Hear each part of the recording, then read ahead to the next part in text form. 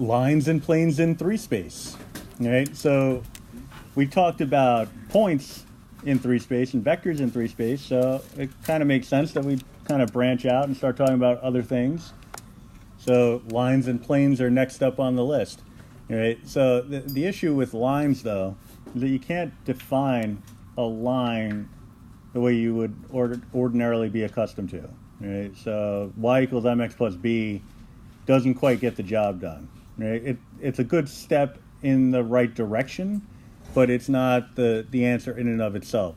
And so if you've played around with GeoGebra a little bit and become familiar, you might consider just, pulling the old app out now and just taking a stab at what you think the equation of a line might look like. So you might try something like y equals 3x minus 2. It'll feel like it's a line, but it's not going to be a line. Actually, this is one thing I do want to try. Insert blank page. I'm going to insert a whiteboard. Well, how do we do that? Well, find parametric equations for a line L that contains a given point P sub O, and that is parallel to a given vector. Use the fact that the displacement vector between the given point, PO, and an arbitrary point on the line must be parallel to B. I'm like, okay, that's stuff. There's words and things there. Let's see if we can parse out what that means. All right, so let me come up with a parallel vector, or a vector that we will be parallel to. All right, so this is vector V equal to ABC.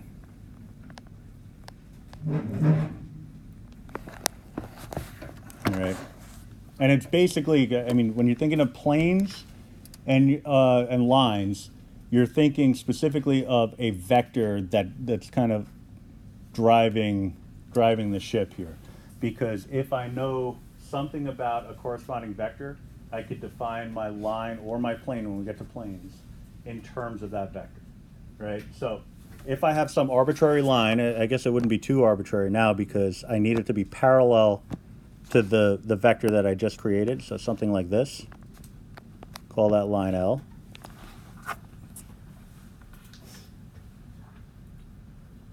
Right, there's going to be some point, some arbitrary point on it, P sub O. All right, I'll put it, well, you can put it wherever you want. I'll put it over here, just for the sake of not having something too cluttered. Points X, O, Y, O, Z, O.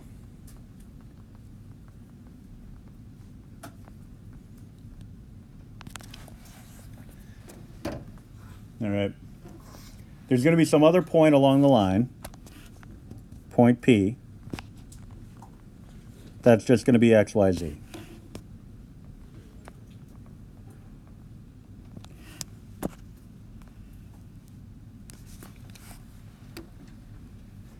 All right. There's going to be a displacement vector that we're going to determine based off of this. All right. So if I were to find that displacement vector, it would essentially be this transposed or transformed so that it's pinned at 0. But I don't want to draw that because it's going to be a disaster. All right. But what I will do just off on the side is I'm going to compute P minus P sub O.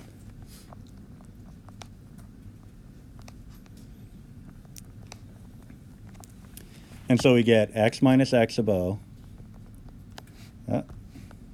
O. It's not really O's, as you know. It's just easier to say sub O than it is to say sub 0. Although it didn't sound terrible when I just said that, so maybe I'm wrong.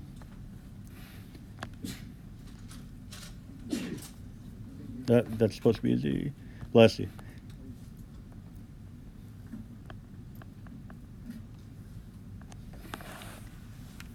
All right, so X minus X sub O, Y minus Y sub O, Z minus Z sub O.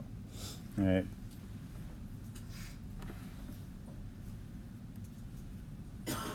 Now that's got to be parallel to the vector V. All right, and parallel, all that's telling us is that if I multiply one vector by some scalar, I'll get another vector. All right, because if I had something like vector, let's say 1, 2, 3, it would be parallel to vector 2, 4, 6. I almost didn't do the math right there. So what that's telling us, again, is if I have vector v, which is ABC,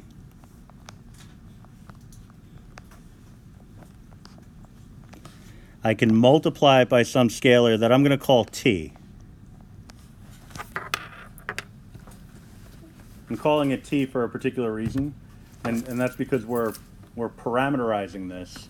We're creating parametrics out of this. And generally, when you create parametric equations, the parameter is t. You can go whatever you want, but most commonly we use t. All right. So clean that up.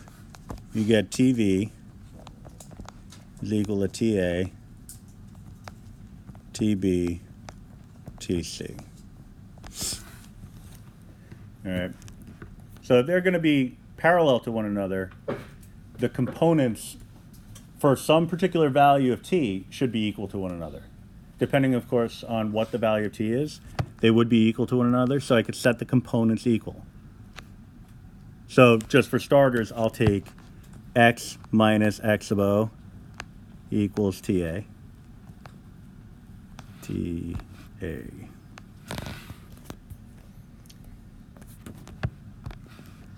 Then I would get, if I looked at the second components, y minus y sub o would be equal to TB. And I haven't used blue, so there we go, or at least in a while. Z minus Z sub o equals TC. All right, so there's a whole lot of unknowns here, but it isn't much of a modification to get from these bad boys to the general form for a line in 3D. All right, so all of these simplify to those.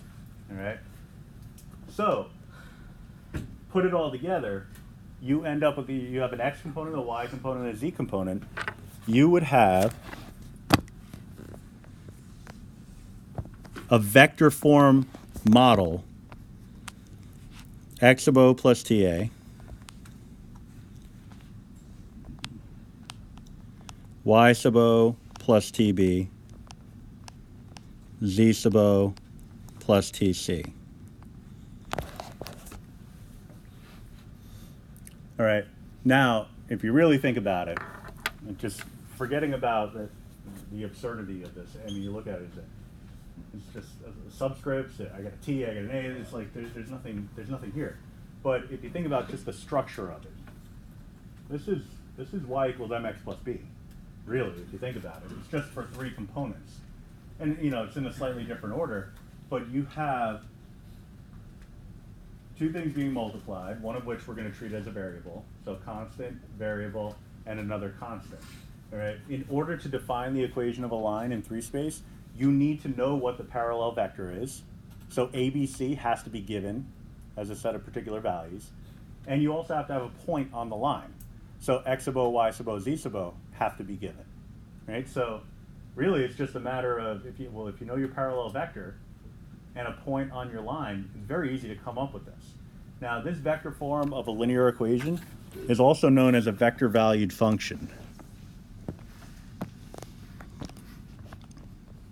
It's not the only kind, but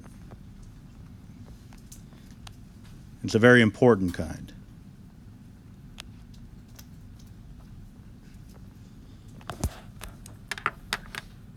All right, and so, it's an interesting term, vector valued function. It seems like it would be this really complicated thing, but it's actually not, because all it's really telling us is that we have a vector whose components are other functions.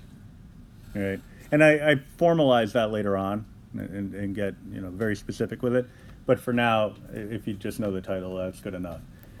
We could also come up with a symmetric equations for a line in 3 space, and that's really just solving each of these parametric equations for t. And if they're all the same t, then they should be equal to one another. So you can get this. I never really do anything with that, right? The symmetric one. There is a there is some value to it. It's just not for what we're going to do, right? So we're just going to leave that alone. But figured I'd give it to you because it's in every textbook I've ever seen and the curriculum and all that. But in terms of asking you about it, it would really just be me asking a question for the sake of asking a question. It wouldn't really advance the plot. All right, so find parametric and symmetric equation. You see that's all it would be. I'll show you what it looks like, but it's really nothing. Of the line passing through the points, so those points. All right, so what I need to do first is find the parallel vector.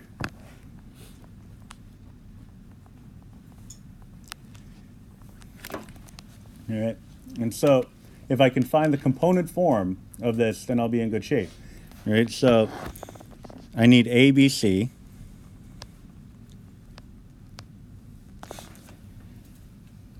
To start anyway, because it's really T times the A, B, and C that gives me the structure for the parametric equation. But the A, B, and C values are coming from the difference between the two components. Let me just bring this in a little bit. So -3 minus 1, 5 minus 4, 0 minus -2.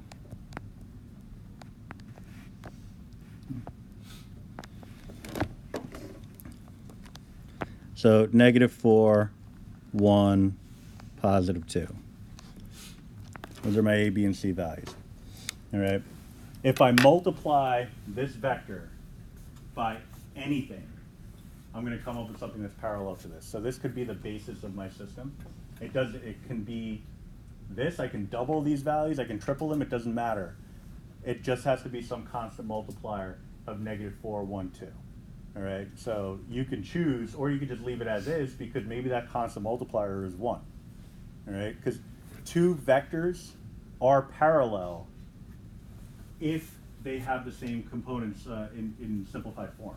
All right, so if I can factor out a GCF and get, so a scalar, and get the same base vector, then I'm looking at two vectors that are parallel. And a line or a vector is parallel to itself. All right, so that gives us license to use these particular values as our A, B, and C. All right, but you can modify it any way you want. Multiply it by 10 if you want. Just don't multiply it by 0. All right, because then math doesn't exist anymore. So I'd be out of a job. Nah, it's fine. I'd figure something out. I always land on my feet. So now I just need a point. You have two coordinates that fall on the line. Dealer's choice. Pick whichever one you want. All right? Same thing if you were writing the equation of a line in 2-space. You know it's got to go through either of these 2 points, so whichever one you like the most. I like 0. 0 is cool. So I'll do that. So I'm going to call this X sub O, Y sub O, Z sub O.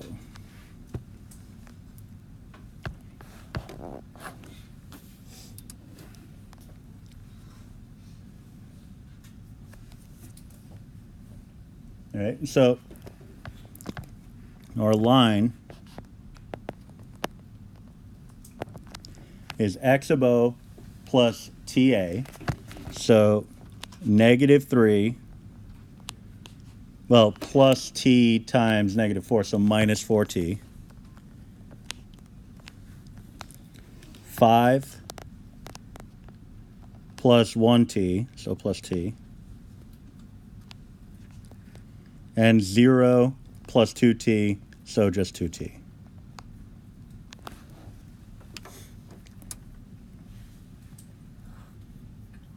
All right, and as long as you can get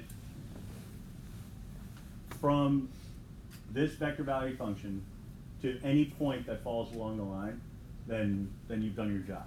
So maybe you plug in a 1 to get there. Maybe you plug in a 10. It doesn't make a difference.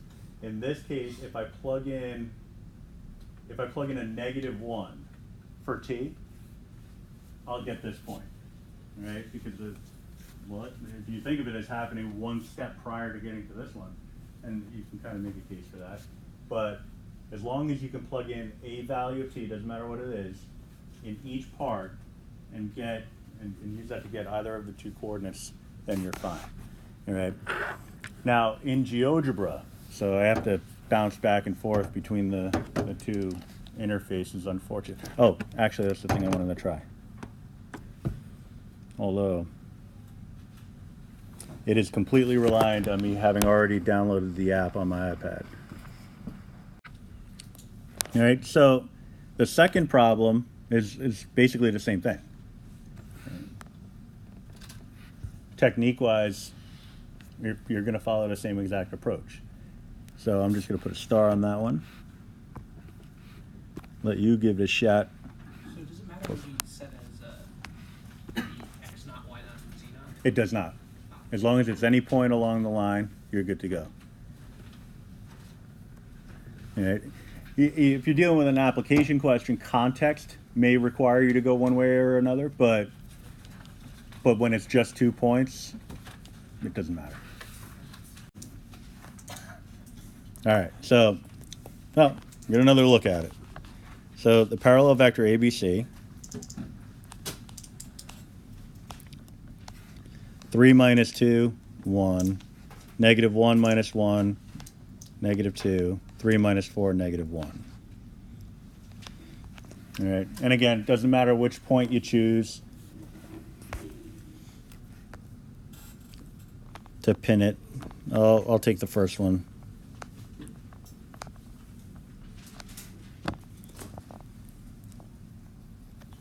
And so we'd be looking at a line equation of 2 plus t, 1 minus 2t, and 4 minus t. All right, so it's for this one that we'll see if they intersect, and I believe they do, if I'm not mistaken. I could be mistaken, I don't know.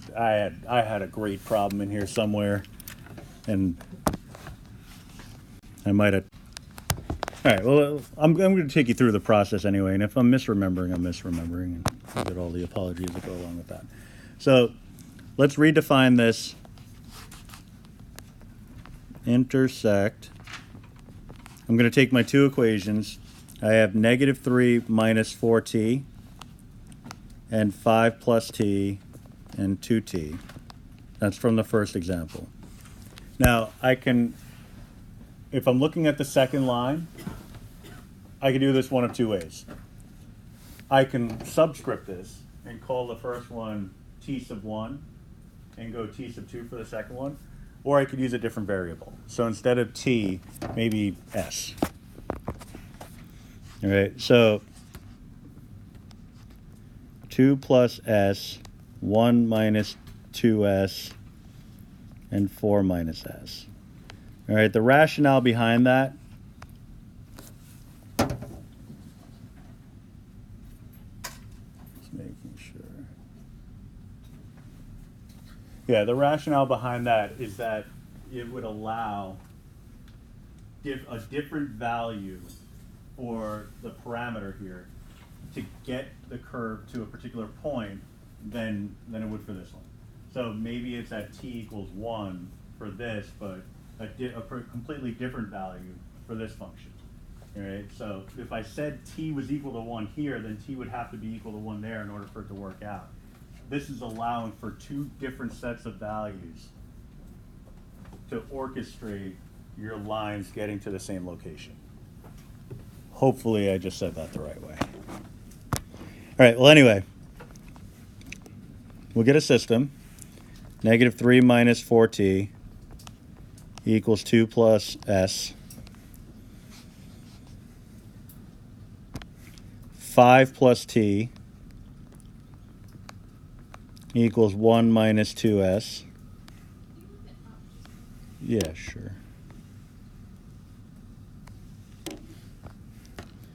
And let me get a different color here. 2t equals 4 minus s.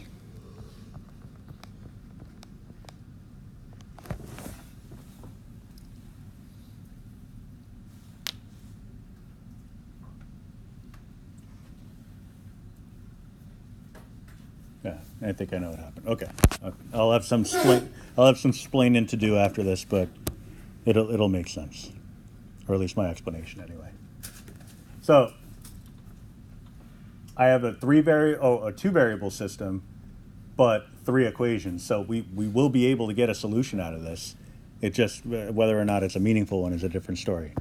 What I'm going to do is I'm going to work with 2 of the equations because I don't need 3 of them. And you could use an algebraic approach.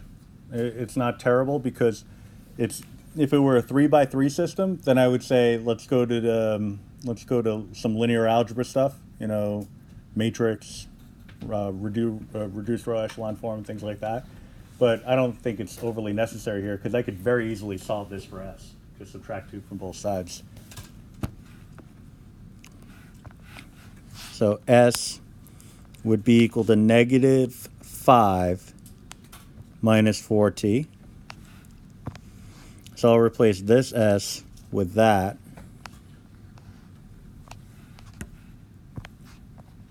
And we'll get 5 plus t equals 1 minus, instead of S, -5 minus 4t.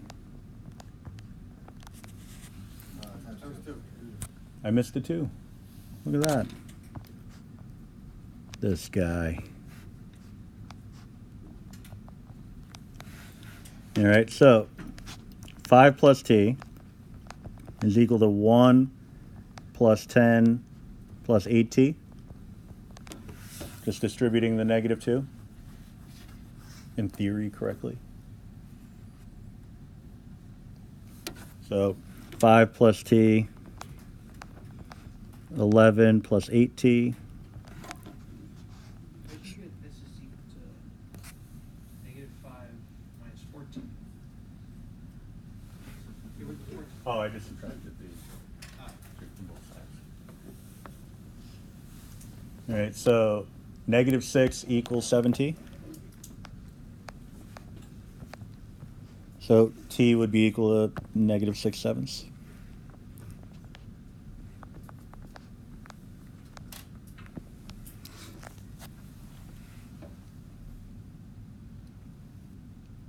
All right, and so from that, now plug it back in. So we have S equals -5 minus 4 times t.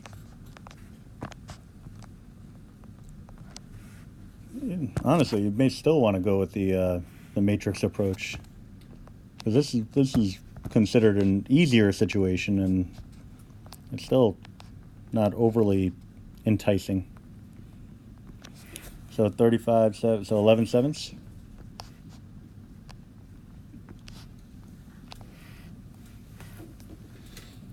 All right, so it is possible. We have one more thing that we have to do to verify this. What this is telling us, at least for the first 2 equations, that if t is -6/7 and s is 11/7, that this would allow the 2 lines to intersect with one another. But it needs to satisfy the 3rd equation also. All right, so 2t is equal to 4 minus s. That's this guy here. We have a t value.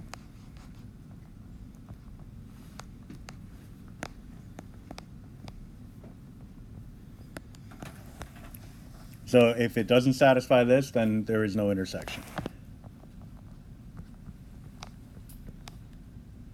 And it doesn't. 28, 17/7. So therefore,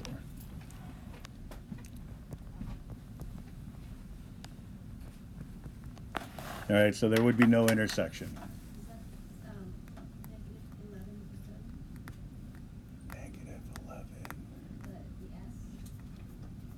The S. With the -5 plus 24 divided by 7. Oh. It's not. Oh, it should be -11/7. Ah. Yeah, because it's -35 plus 24. Yeah. So that makes this plus. So then It just makes it even Yeah, it's still not good, but at least it has a hope of being somewhat correct. It's correctly wrong. No, it's even further from being correct, because now it's even further from Well, yeah. 0. Well, even further from the negative 12 sevenths, but 27, so 39 sevenths.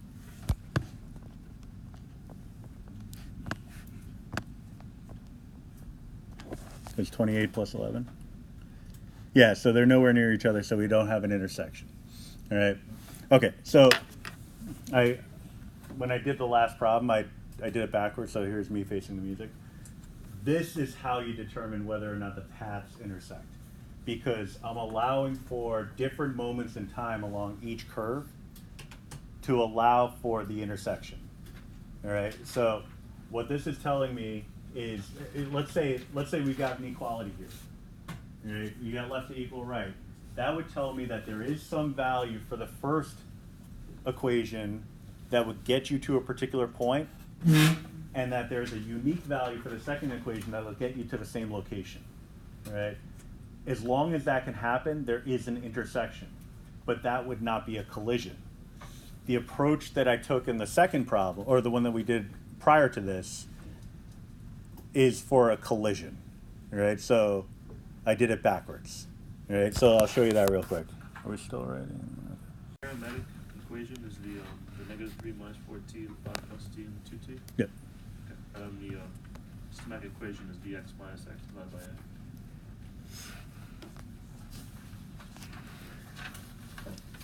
All right, so number 3, I'm going to go through 3 and 4 because number 5 is where it starts getting a little juicy. You actually have to find whether, or determine whether the lines intersect. That's an interesting little twist on a classic problem, because usually it's figure out where they intersect. Here we want to determine whether they intersect, so we'll get to that in a minute. But the number 3 is not bad because they actually give us the parallel vector. We have our A, B, and C.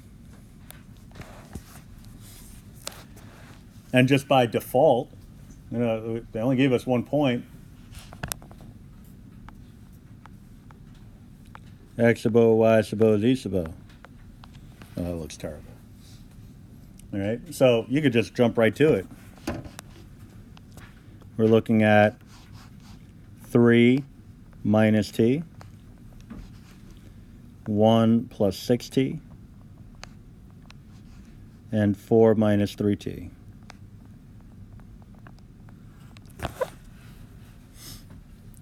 All right, so the parallel vector actually gives you, it's as close as you're going to get to slope when it comes to this topic, right? Because there is no rise over run in 3 space, because it's like, okay, rise sounds fine. That's maybe related to z, you know, up and down. But what's the run? Left, right, forwards, backwards, a little bit that way, a little bit that. Yeah, infinitely many directions you can go outward. If you're defining up and down as being your rise, then your run could be in any possible direction. Right? So you don't get a clean rise over run out of this, but the vector gives you a direction. Right? And there's other ways to represent directions in space, you know, based on angles, and we'll get to that too. But at this point, it's really just giving you a sense of your direction. It's telling you, all right, well, if I'm starting at 0, 0, 0, I want to go -1 in the x direction, 6 in the y direction, and then -3 in the z direction. And then that's gonna essentially capture my slope. And so if I follow that kind of path, then I'll be going in the right direction. All right? So for every 1 unit change in t, you can expect the function to change by this vector, -1, 6, -3. All right? So, but developing a feel for that is not easily done because, you know, if you're just trying to imagine it, or even go by that crappy diagram, look at that. That's beautiful. I got that off the internet at some point. And the only reason I haven't updated it with a Geogebra image is because it's not going to look much better than that. Right? Because you saw I had to zoom it the right way. It's just kind of floating out there in nowhere. the day that I can get every student to have interactive notes in my classes, that's when this stuff will take off, because then I can say, okay, now twist the graph and take a look at it from this angle. That's when things start working out well. But yeah, just looking at a 2D image of something in 3 space, it doesn't always land. So if you haven't taken the time to play around with Geogebra yet, well, you're going to have to with the tech assignment. But even if there wasn't a tech assignment, you should. Right? It makes that much of a difference. More on that later. So number 4, equations of the line containing the points. So this is along the lines of what we did in number 1. We'll get our ABC, our parallel vectors, 4, -3, 5, I think. Just subtracting the components. All right, I'll pin it at, yeah, I guess I'll pin it at the 5, -2, 7. I'm just looking at the picture. Just, not that it really matters, but the way the picture is organized, it's going from, or at least it seems like it's going from the 5, -2, 7 to the 1, 1, 2. Not necessarily the case, but that's what I choose to believe. So that's where I'll pin it.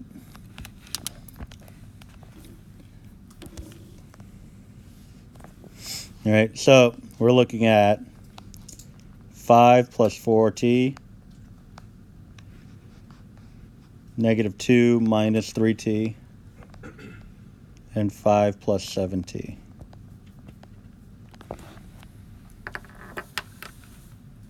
All right. Now, number 5 is like I said, it's an interesting question because why'd you do 5 plus 7t? That's a hell of a question. 7 plus 5t? Yeah, thanks.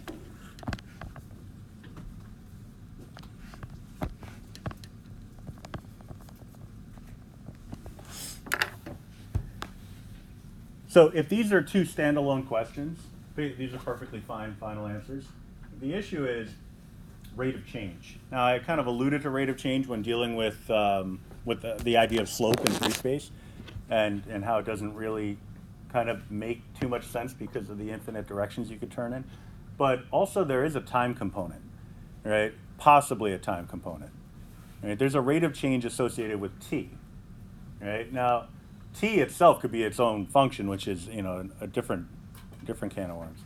But who's to say that time, if this is referencing time, who's to say that time is moving the same way for this function as it is for this one?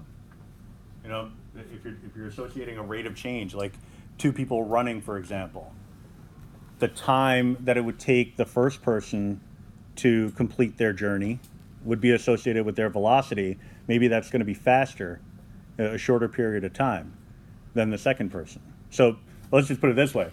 It is possible that they are intersecting somewhere, but the first curve gets to that point faster than the second curve. And so it matters how the question is phrased. So here it's simply determine whether the previous 2 lines intersect, right? The lines themselves intersect, as opposed to determine whether or not any 2 points moving along those lines would collide, right? It's the idea of a roadway. You know, you have an intersection for a roadway. You know, the 2 paths intersect, definitely, but does that mean that there's an accident at every moment? Like, will cars always crash into each other? No, because you have stoplights that dictate the rate at which cars can go through the intersection from one direction, and maybe a traffic light, maybe yield signs, maybe just good old-fashioned common sense. People just driving at different rates. You know, those are all possibilities. But the bottom line is whether 2 paths intersect and whether there's a collision. Those are 2 different questions. Here it's asking whether the 2 paths will intersect. All right. So, but we will tackle the other case also, and that's an interesting case as well. All right. So maybe I want to tackle that now. Good question. Sure. Question 4. We have the other ones, right? Correct. Doesn't matter. All right. So, you know what? I'm gonna think about number 5 in terms of the broader case. Will they collide?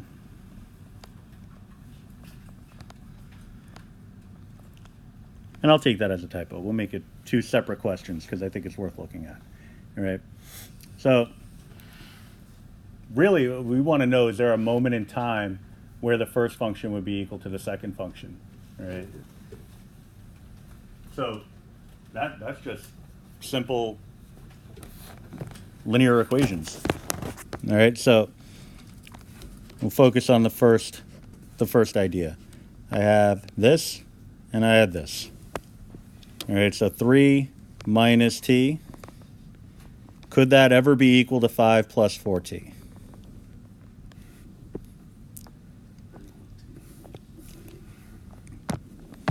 So we'll do some subtracting.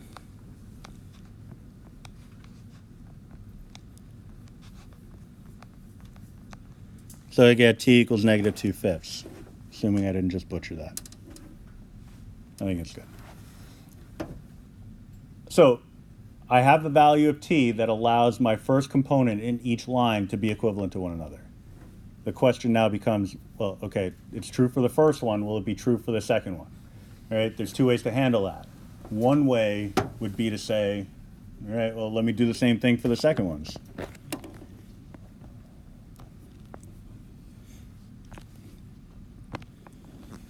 One plus 6t. Is that equal to negative 2 minus 3t? If I get something different, then that's a problem. And I'll explain why in a second. So add 3t to both sides, subtract the 1, you're getting negative 3, so t equals negative 1/3. All right, so what we have here is a contradiction. And actually, my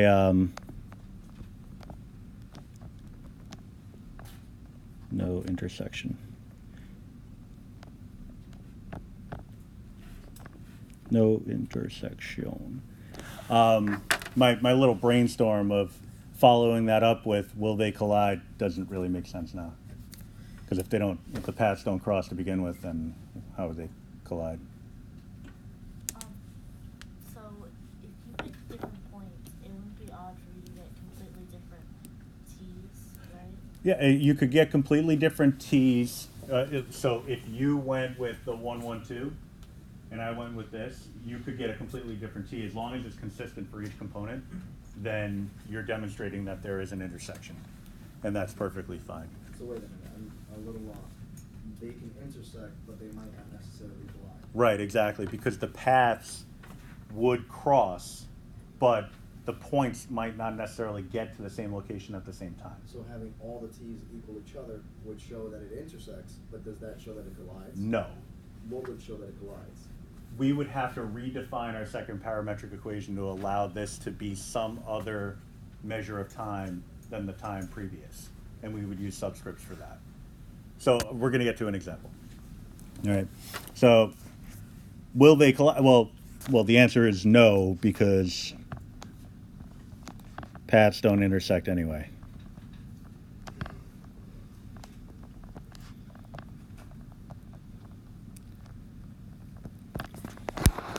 All right, so I was going to say we could verify it on Geogebra, but basically I'll just talk you through that part.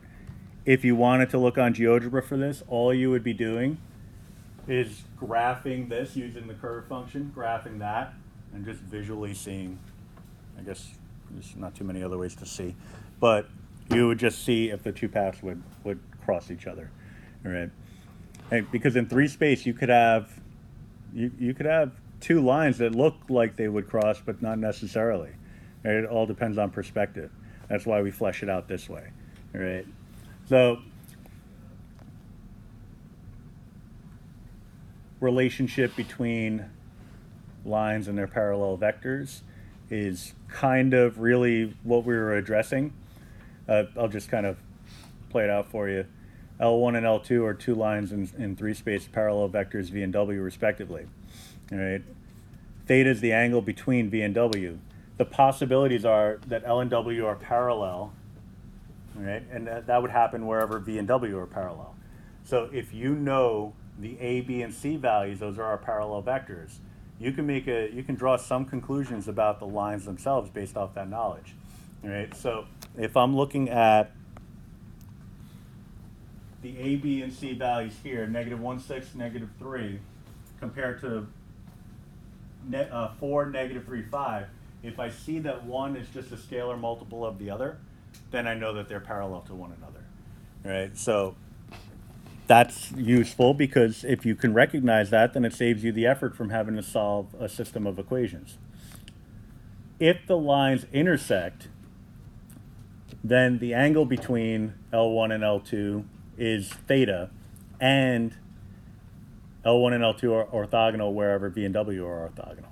All right? So the possibilities are, if you know that the two lines intersect, you could figure out an angle at which they intersect, but it could also be that they're an orthogonal relationship. All right? And so that brings us to something called skew lines, non-parallel, non-intersecting lines. All right? So, you know, in two-space, it was pretty cut and dried, because if you weren't parallel, you were intersecting. You had two lines. If they were parallel to one another, they did not intersect, right? Because the distance between them never changed. If they were not parallel, you know, even if it was ever so slightly, at some point they would intersect. But in the case of three-space, okay, non-parallel lines, all right, cool. Non-parallel lines, right? They're not going to intersect because they're on different planes, right? So, or at least they're not necessarily going to intersect.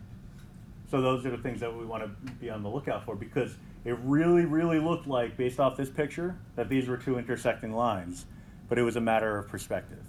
All right. So anyway, next example. That was squeaky. Figure out the parallel vectors here. So -2 minus -4.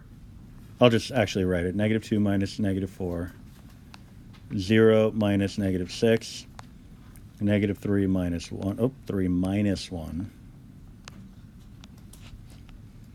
So this becomes 2, 6, -4.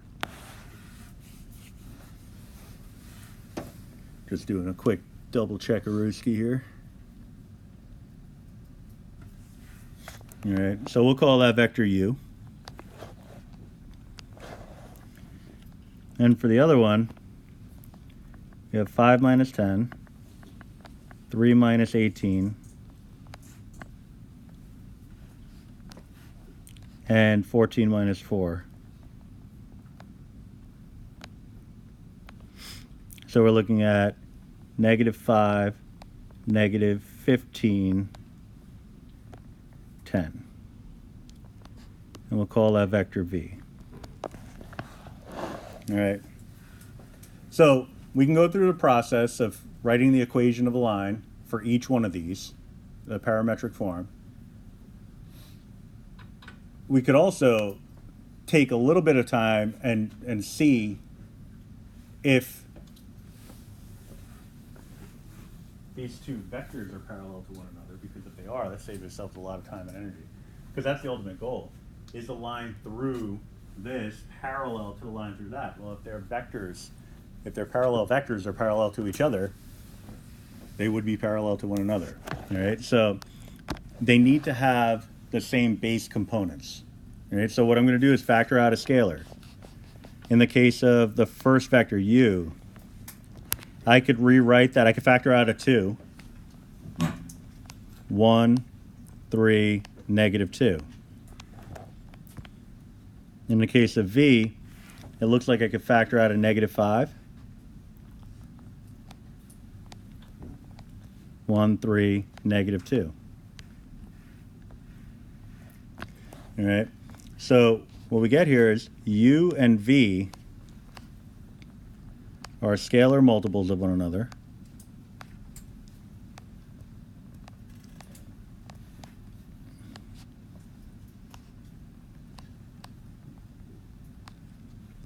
Therefore, U and V are parallel. Oops, that doesn't look very parallel. All right. Now, I do have to answer what they were asking, because it's all well and good that U and V are parallel, but the lines corresponding to U and V are parallel as well. So the lines corresponding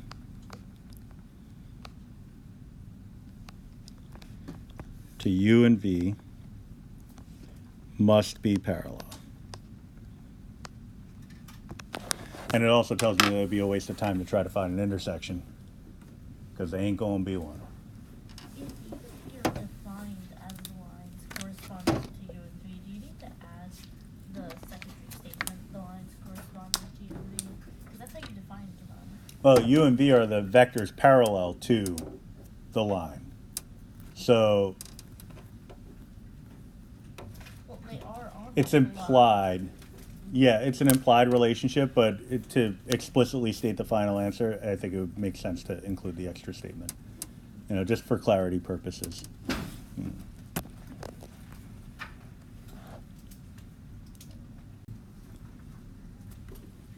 Where's my example where they intersect? So this is saying, will there be a moment in time where the first function gets to a particular point, and will the second function get to that same point at the same time? If that happens, collision, right? So here it should have been, so I'll make the correction now.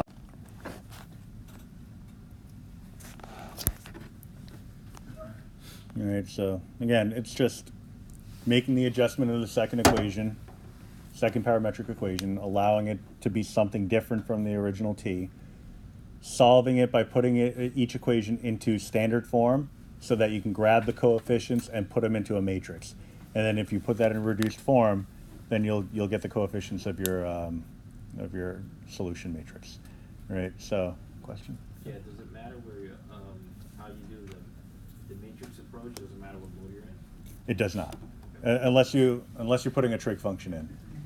If that's the case, then make sure it's radian or degree. But it won't matter if it's polar or parametric or anything like that. So when we put these coefficients in, I have it in like the obnoxiously large view. So second inverse key. We want to input the matrix. All right, so this is what we would use if I already had a matrix in there and I wanted to call on it. I'm going to edit. So matrix A. If there's something in there already, there should be, because we did this already once. Just overwrite it. There's no like clear. Well, there is an option to clear all the matrices in your calculator. It's just a pain, so we don't even bother with it. So just overwrite what's in there. Change the dimensions. This is a 3 by 3. You just go to the second box down. You could go to the second one down. Yeah, a bunch of different ways to do it, but overwriting is fine also. That's the way I usually do it.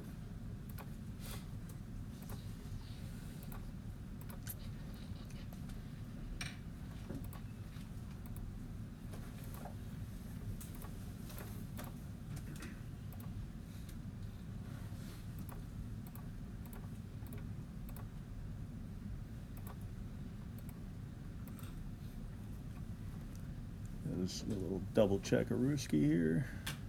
All right. Once you have that in, I recommend just hitting quit, second mode, get out of there, for fear of accidentally inputting a function within the matrix, which I've done before. It's annoying. Go back into the matrix. So second inverse, go to math, and select RREF, reduced row echelon form. So you got to scroll down a little bit. I like to just hit the up arrow to bring the bottom of the list upward.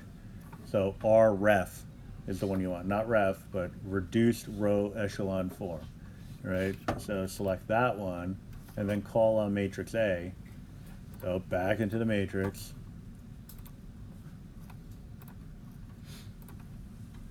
And you get that. Hideous. You do math like that. Math, enter, enter. Less hideous. Can live with that. So if we saw that, we would know instantly that they don't collide. You'd know instantly that they don't collide because it's two different values of time, but they could still intersect the paths. So that's what we have to verify now. So I'm just going to jot this down and then I'll flip the screen. Verified by the bottom, reduce it to 0. It's verified that, oh yeah.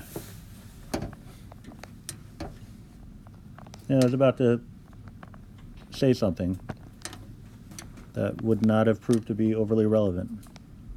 So since column 3 is supposed to be augmented, since column 3 has different values, that's how we determine that doesn't collide.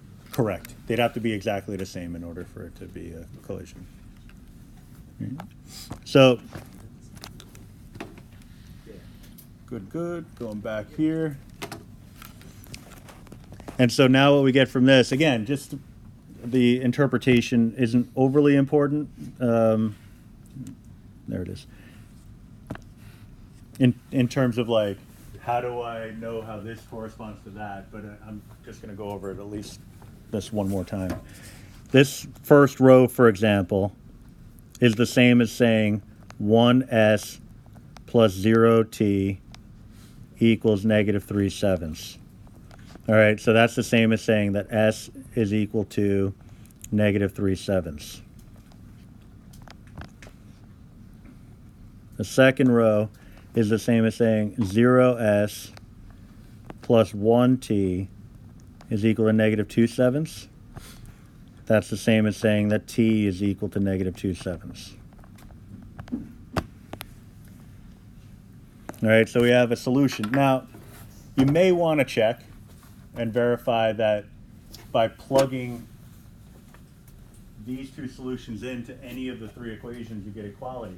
But as it was pointed out, and correctly so, because the last row is zeroed out, then this shows that this is a viable solution for all three equations.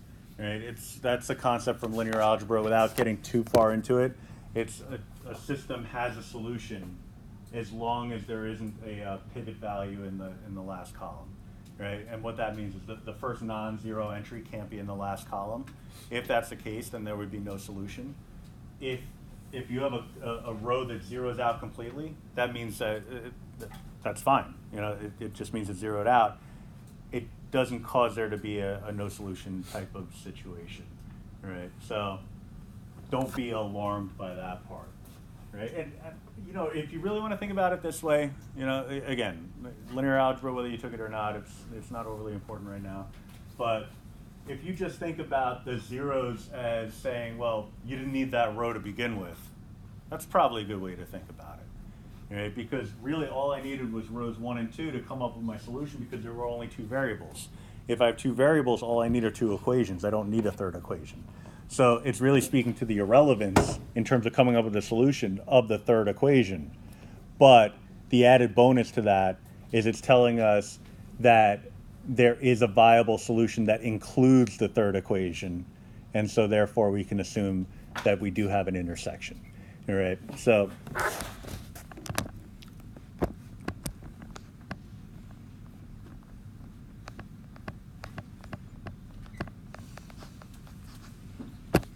all right, intersection, but no collision, as we already talked about. All right. And like I said, worst case scenario, plug and chug away.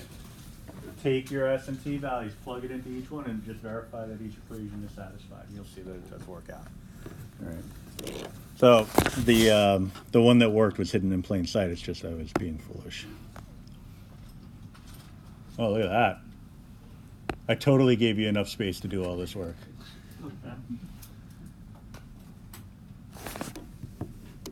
Yet my phone is not blowing up with the typos. That's all right, because I understand you're too busy writing and thinking. Well, it would have been enough space if you hadn't started with the collision. Listen to me. Listen to me. Actually, reality is, Just plenty of space. I'll never have a problem. It always works out.